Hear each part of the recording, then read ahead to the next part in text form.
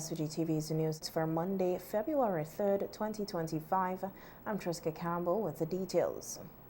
Minister of Tourism, Culture and Sustainable Development Carlos James has warned that the world is heading toward a global reset and that countries, including St. Vincent and the Grenadines, must make the necessary preparations to address the outcome of this shift.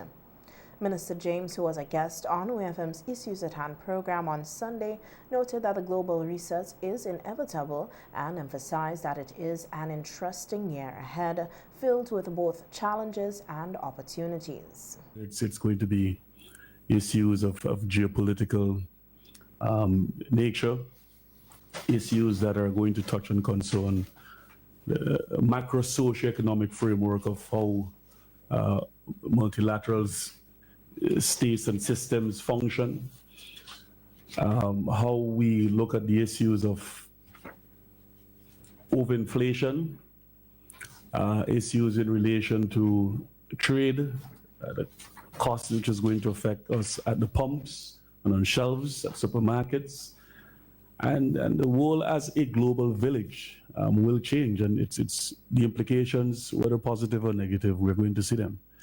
And I think small island developing states as St. Vincent and the Grenadines, emerging economies, are to now look at greater South-South cooperation and see how we can leverage as a bloc to really move our agenda forward. The minister highlighted that while significant gains have been made in various sectors, these achievements could be undermined by the politics and actions that are counterproductive to global trade and international relations. When discussing the tourism sector, Minister James acknowledged the strides that have been made in attracting visitors to St. Vincent and the Grenadines, but also highlighted an ongoing issue, economic leakage. He pointed out that while there has been growth in the industry, a significant portion of the revenue generated in the tourism sector leaves the country, thereby limiting its potential impact on the local economy. Some 94 US million of food items imported within the OECS, and this was a figure some years back, 2008. Just imagine now if we were to measure that now. The 64% of fresh products consumed by hotels were imported, 64%, and we're seeing hotel food consumption. Numbers here in 2014 is estimated to be roughly about 143 million US dollars. What that is telling you, a large portion of our food import bill within the OECS as a bloc is going to hotels. Numbers are what we're looking at in terms of profit is moving out. They're going to put in purchases in trade that is outside of St. Vincent and the Grenadines and outside of the other OECS countries. We have been looking at that to address those issues, and you can talk to the taxi operators who are now bringing in brand new buses at concessionary rates. You can talk to the tour operators who are making quite a significant amount with the bookings and tours that is taking place currently. You can have a talk with the farmers and fisher folk who are integrated now into the purchasing to supply local hotels. And of course, community tourism, which we're going to be focusing heavily on this year, building out of new sites, so to be managed as well, co-management with community organized tourism organizations. And to see the linkages that we have to create. On the topic of tracking visitor spending, Minister James said, while some matrices have been used to gauge the impact of tourism, more advanced systems are being put in place to improve measurement and analysis. He revealed that one such initiative which they are looking at is the implementation of a tourism satellite account, TSA, which will allow for more accurate tracking of total revenue from tourism. There are matrices that are used in terms of across the EC islands as to how we capture visitor spend. Both and it's dissected by sector. Yachting is obviously spending more. The numbers that are competitively across the board, yachting and stayover, and the least among them are cruise. But also, there's a reason for that with the cruise spending. Could they spend more? Yes, they can spend more. What are we offering for them to spend? And I think that's a general conversation we had with the Florida Caribbean Cruise Association, where the statistics were showing that cruise passengers were tired of going to ports where there's duty-free jewelry. They can get jewelry in their home countries. Where they're cosmetic items, they can purchase these online. And what they really want to do is to have an immersive experience where they can spend more on local craft and art, gastronomy and experiences. So obviously there's some work for us to do within the Caribbean Tourism Organization as a block, as a region, but here in St. Vincent and the Grenadines to promote a bit more within what we package to sell to visitors. And I think that is something which will have them dig in a bit deeper into their pockets where spending is concerned. But there are matrices that are used and in formulating what an average visitor spend will be. But I think the real capture of that data is a tourism satellite account, which we're hoping to have. As the year progresses, Minister James remains optimistic that St. Vincent and the Grenadines can adapt to global changes, but only if strategic actions are taken now to prepare for what lies ahead. The Easter Regatta will make a full return to Bequia this year with the launch of the SVG Sailing Week organized by the Ministry of Tourism and Culture. The launch took place today at the Plantation Hotel in Bequia, where key details of the upcoming event were outlined. Caricia Taylor, Senior Marketing Officer with the SVG Tourism Authority, shared that there will be 9 days of sailing activities starting on April 13th and running through April 21st, 2025. The St. Vincent and the Grenadines Sailing Week, set to take place from April 13th to 21st, 2025, is more than just a regatta. It's a bold statement of renewed investment in our maritime sector and broader tourism economy. This exciting 9-day celebration marks the return of competitive international regattas to Vincentian waters and showcases the extraordinary fusion of world-class racing, cultural vibrancy, and economic opportunity for our local businesses. The event will feature 2 dynamic race series: the Bougainvillea Cup, April 13th to 15th, a thrilling 3-day regatta starting on the mainland and navigating through the captivating waters of the Grenadines, with race legs to Union Island, Mairo, and Canoan. The world-renowned Bequia Easter Regatta, April 16th to 21st. A historic returning in grand style, featuring signature races such as the Round Bequia race. Highlighting the excitement surrounding the event, Taylor said that the interest from sailors within SVG is promising, with several already confirming their attendance for the sailing week. This year, we are embracing diversity in participation, from seasoned sailors to first-timers, from international yachts such as the impressive Tiger Maru from New York, to an already vibrant local fleet of double-enders. The passion for sailing is unmistakable. Boats such as Never D, Benita G, My Way, Confusion, Bequia Pride, White Caps, Why Not, So Long, Camille, Eclipse, and the 3-time defending double-ender champion Slipaway have already registered, promising a thrilling competition. This year, even local fisherfolk have expressed interest in participating. Their enthusiasm demonstrates how this event transcends traditional sailing, igniting excitement within our broader community. This is an aspect we will nurture through collaboration with key stakeholders and community leaders.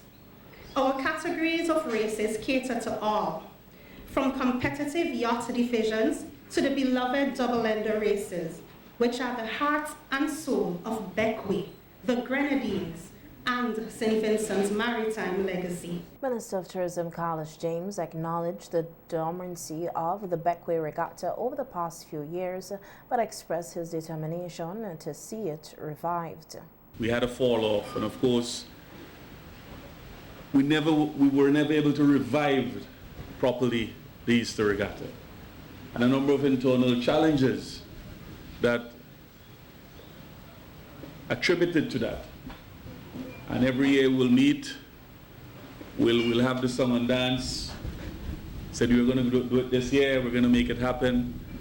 And for some reason, we just really had a lull in terms of persons who are stepping up to the plate and ensuring that we're able to host a vibrant Easter Regatta. I didn't want, with all of the wonderful things that is happening in tourism now, and in my tenure as Minister of Tourism, to complete a full term, and we don't have a successful Easter Regatta. And the people of Bequia deserve a successful Easter Regatta. But we went a bit further. We said we're going to have it, but I want us to expand the scope of what the Easter weekend of sailing represents for us in St. Vincent and the Grenadines.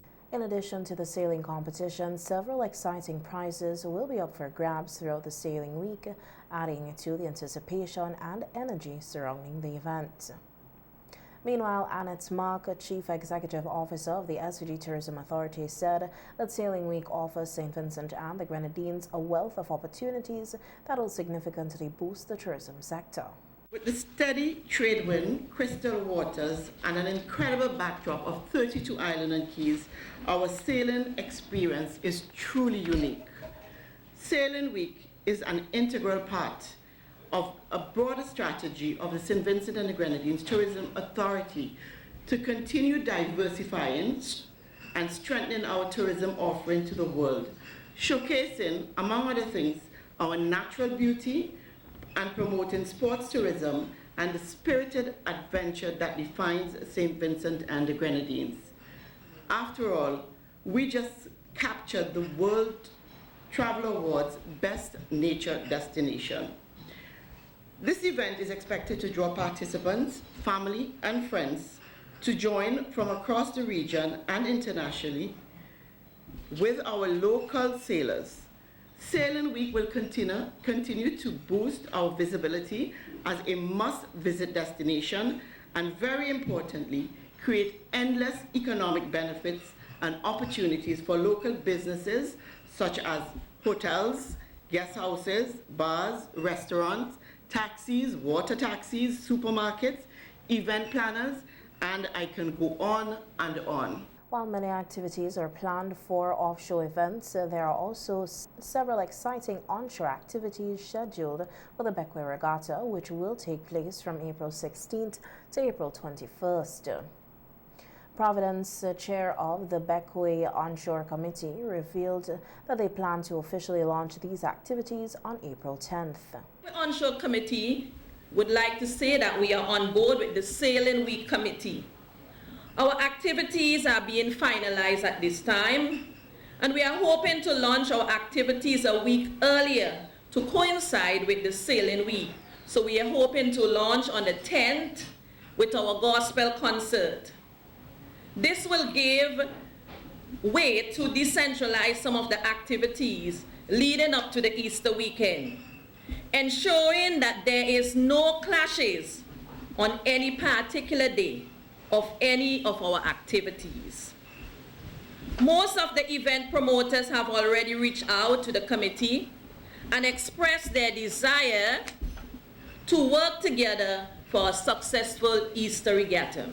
Several sailing groups were present at today's launch, along with other key stakeholders, underscoring the broad support for this important event.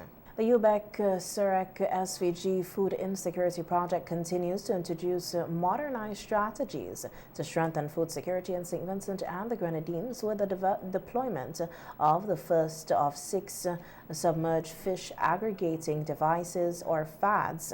The devices, designed and deployed by the Japanese firms OECS Co. Ltd. and Nibea Tech, Keisha NBK Corporation, aim to attract the concentrated fish populations, making harvesting more efficient while reducing costs and supporting sustainability.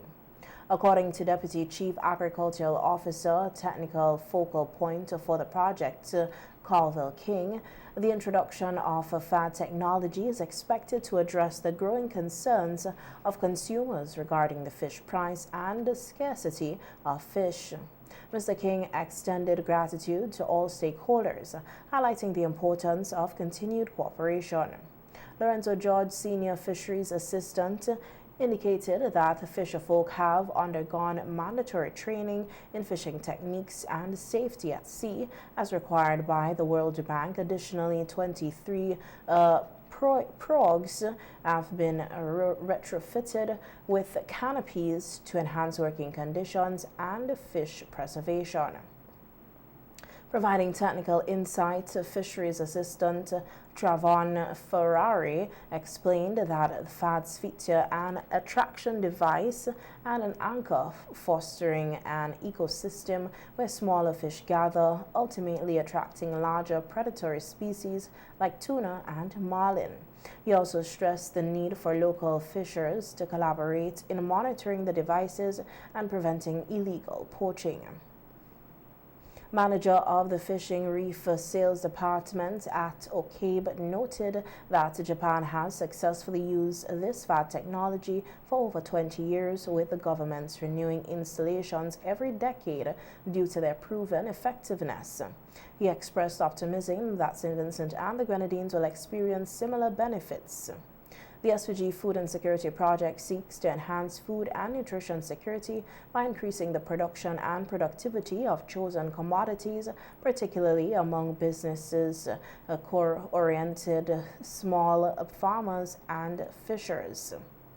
The project is being implemented by the Economic Planning Division of the Ministry of Finance, Economic Planning and Information Technology, with technical support and coordination by the Ministry of Agriculture, Forestry, Fisheries, Rural Transformation, Industry and Labor. It is being financed through a loan from the World Bank. The Royal St. Vincent and the Grenadines Police Force is investigating a fatal motor vehicle accident that occurred approximately 7:15 p.m. on Sunday, February 2nd, on the Mangrove Public Road between Byra and Goss on the windward side of the island. The police say, according to investigations, a red Toyota Vitz registration number RL868 owned by Elite Rental Services of Richland Park was being driven by Elrico Patterson, a 29-year-old auxiliary police officer of Oya, when it ran off the public roadway and went over an embankment. Tragically, 19-year-old passenger Norman Reed Duncan, an unemployed resident of Oya, succumbed to injuries and was pronounced dead at the scene by the district medical officer. 2 other passengers, Rafiq Haksha, 36, and Giovanni Phillips, 24, also of Oya, sustained varying degrees of injuries and were transported to the Georgetown Hospital for medical attention. Due to the severity of the injuries, Elrico Patterson and Giovanni Phillips were later transferred to the Milton Cato Memorial Hospital for further treatment. Rafiq Haksha is reported to be in stable condition. The police say personnel from the Criminal Records Office processed the accident scene. The vehicle sustained extensive damage and is currently in police custody as investigations continue. The Royal St. Vincent and the Grenadines Police Force extends condolences to the family and loved ones of the deceased and urges all road users to exercise caution and adhere to road safety regulations. The Central Water and Sewerage Authority, the CWSA, reported today that another breakage has occurred to the transmission main pipeline at the Copeland Mountains in Rose Hall, which it says is a result of further earth movements triggered by persistent rainfall. The first land slippage occurred on January 25, 2025, severing the pipeline and causing a disruption in water supply to communities from Spring Village to Richmond. The CWSA explained that the network remains vulnerable due to the ongoing instability in the area, which developed after loose soil was deposited there. The company confirmed that its teams have been mobilized to carry out the necessary repairs. While work is underway to restore the pipeline, the CWSA has assured residents that it will simultaneously distribute water to the affected communities. The company thanks residents of the affected areas for their continued understanding and cooperation and express regret for any inconvenience caused. Alicia Beach, representing St. Vincent and the Grenadines, took the second runner-up position and won Best Interview Response in the Miss OECS pageant held on Friday, January 31st at the Windsor Park Stadium in Dominica. The pageant celebrated the beauty, intelligence, and cultural heritage of contestants from Antigua and Barbuda, Dominica, Montserrat, St. Lucia, and St. Vincent and the Grenadines. The pageant showcased outstanding performances, with participants excelling in the creative national wear talent presentations and evening wear segments. Kiana Dyer from Dominica was crowned Miss OECS 2025. Kiana stood out for her creative national wear, swimwear, and performance in evening wear, earning the title and the opportunity to serve as a regional ambassador for the empowerment and cultural pride of the OECS region. First runner-up went to Tamikwa Dieterville, Miss St. Lucia, taking the titles of Best Performing Talent and Best in Swimwear. The newly crowned Miss OECS 2025 is expected to spend the next year advocating for regional integration and cultural development. In other news, the 2025 edition of the Primary Schools Performing Arts Festival officially begins today with a preliminary round of competition in Kingstown Zone. The preliminary round, which runs until February 25, 2025, will be hosted at various primary schools across the country. Speaking at the launch earlier today at the Peace Memorial Hall, coordinator Leslie-Ann Millington emphasized that the festival provides the nation's children with an opportunity to showcase their talents and creativity. Millington further encouraged teachers to use the festival as a platform to help develop and harness their students' creative skills and talents. Meanwhile, Kelvin Franklin, Regional Category Manager for Beverages at the Eastern Caribbean Group of Companies, the festival's sponsor, expressed the company's commitment to continuing its investment both for the country and its youth. The Primary Schools Performing Arts Festival, which has been running for the past 30 years, is being hosted by the Department of Culture in collaboration with the Ministry of Education.